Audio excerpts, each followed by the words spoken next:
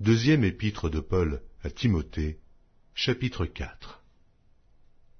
Je t'en conjure, devant Dieu et devant Jésus-Christ, qui doit juger les vivants et les morts, et au nom de son apparition et de son royaume, prêche la parole, insiste en toute occasion, favorable ou non, reprend, censure, exhorte, avec toute douceur et en instruisant.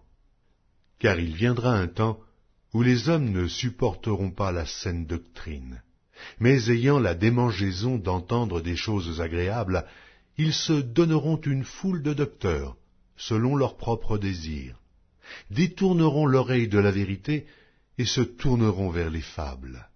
Mais toi, sois sobre en toutes choses, supporte les souffrances, fais l'œuvre d'un évangéliste, remplis bien ton ministère. Car pour moi je sers déjà de libation, et le moment de mon départ approche. J'ai combattu le bon combat, j'ai achevé la course, j'ai gardé la foi. Désormais la couronne de justice m'est réservée. Le Seigneur, le juste juge, me le donnera dans ce jour-là, et non seulement à moi, mais encore à tous ceux qui auront aimé son avènement.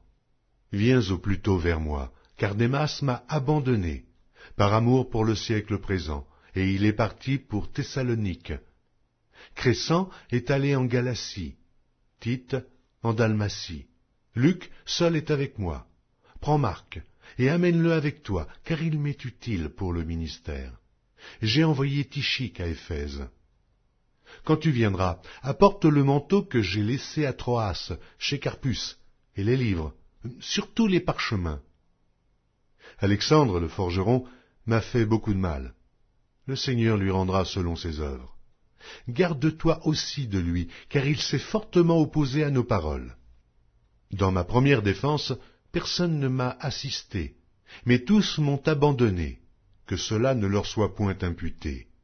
C'est le Seigneur qui m'a assisté et qui m'a fortifié, afin que la prédication fût accomplie par moi, et que tous les païens l'entendissent. Et j'ai été délivré de la gueule du lion. Le Seigneur me délivrera de toute œuvre mauvaise, et il me sauvera pour me faire entrer dans son royaume céleste. À lui soit la gloire au siècle des siècles. Amen. Salut Prisca et Aquilas et la famille d'Onésiphore. Éraste est resté à Corinthe, et j'ai laissé Trophime malade à Milet. Tâche de venir avant l'hiver. Ubulus, Pudence, Linus, Claudia et tous les frères te saluent. Que le Seigneur soit avec ton esprit, que la grâce soit avec vous.